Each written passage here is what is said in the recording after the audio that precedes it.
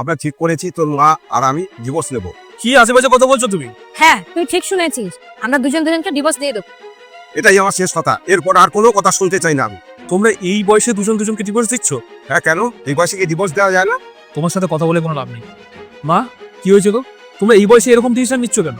হ্যাঁ মা, আপনি বলুন হঠাৎ এরকম একটা ডিসিশন কেন যে ডিভোর্স নেওয়ার? আর প্রত্যেকটা ডিসিশনের পেছনে কিছু না কিছু কারণ থাকে, এরকম ডিভোর্স নেওয়ার পেছনে নিশ্চয়ই কিছু না কিছু কারণ আছে। হ্যাঁ, আমরা দুজনের সাথে থাকতে চাই না, তার জন্যই নেব। আরে তোমরা কি বলছো, আমি তো কিছুই বুঝতে পারছি না। তুমি ভাবো তো সমাজ কি বলবে আমাদের? আরে মজা করবে আমাদের নিয়ে। আর তারপরে তুমি একটা কথা ভাবো, ভালো মতন ভাবো, যে ওর বাড়ির লোক কি বলবে।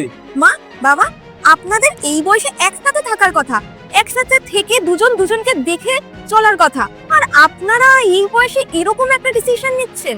প্রথম কথা, আমরা দুজন স্বাধীন। দ্বিতীয় কথা হলো, তুমি যে বললে একসাথে থাকার কথা, ওটা সম্ভবই না। আমরা এখন একসাথে থাকতে চাই না তো চাই না। হয়ে যাওয়া আলাদা, নিয়ে নাও ডিভোর্স। কিন্তু ডিভোর্স নেওয়ার আগে কিন্তু আমাকে বলবে কারণটা, যে তোমরা ডিভোর্স কেন নিচ্ছ। বাস এটাই আমি জানতে চাই, তোদের মধ্যে কি চলছে, তোরা কেন ডিভোর্স নিচ্ছিস? বাবা, তোমরা কি তুই এটা ভাবছিস তো যে আমরা কি করে জানলাম? শোনো, বলছিলাম যে ডিভোর্স পেপারে আমি সই করে দিয়েছি, টেবিলের উপর রাখা আছে, তুমিও কিন্তু সই করে দিও, ঠিক আছে? আর একটা কথা বলছি, বাবা মা যাতে কখনোই জানতে না পারে সব কিছু। ঠিক আছে, আমি সই করে দেবো, আর তুমি চিন্তা করো না, বাবা মা কেউ জানতে পারবে না।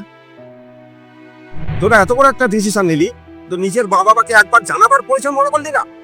আর বৌমা, তোমাকে আমি নিজের মেয়ের মতো মনে করি, তুমিও একবারও আমাদের জানাবার প্রয়োজন মনে করলে না?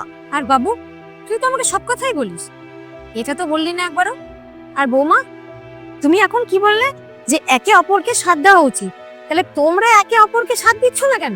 দেখ বাবু, ঝগড়া অশান্তি প্রত্যেক বাড়িতেই হয়, কোন বাড়িতে ঝগড়া অশান্তি হয় না? আমাদের মধ্যেও তো ঝগড়া অশান্তি হয়, সেগুলো কি আমরা ছেড়ে চলে যাই?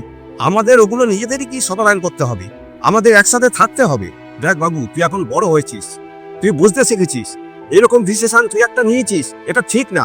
আর তুই যদি মনে করিস যে এই ডিসিশনটা তোদের পক্ষে ভালো হবে, তাহলে কর, আমার কিছু করার নেই।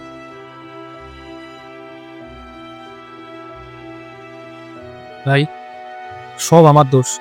অভি, দোষ শুধু তোমার একার নয়, আমারও। তাহলে তাহলে পুরনো সব কথা ভুলে যদি আমরা নতুন করে সবকিছু শুরু করি।